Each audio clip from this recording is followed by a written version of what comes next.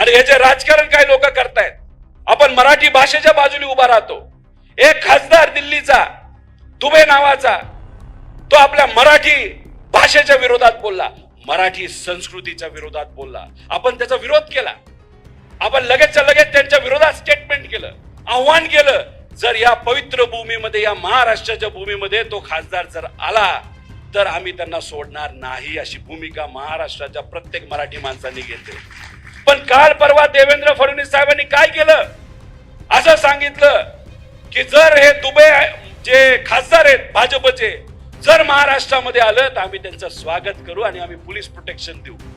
म्हणजे गरीबाला police protection नाही, पण जो माणूस महाराष्ट्राच्या मराठी धर्माच्या विरोधात त्या ठिकाणी बोलतो त्या व्यक्तीला तुम्ही जर प्रोटेक्शन देत असता तर कदाचित एक संदेश हा देवेंद्र फडणवीस साहेबांनी दिला असं मला वाटतं शशिकांत साहेब, की त्यांना महाराष्ट्रात खूप काय काळ राहायचं नाही, त्यांना दिल्लीला जायचंय. म्हणून दिल्ली असल्यावर प्रत्येक खासदाराची कुठेतरी त्या ठिकाणी खबरदारी त्या ठिकाणी ते घेत आहेत.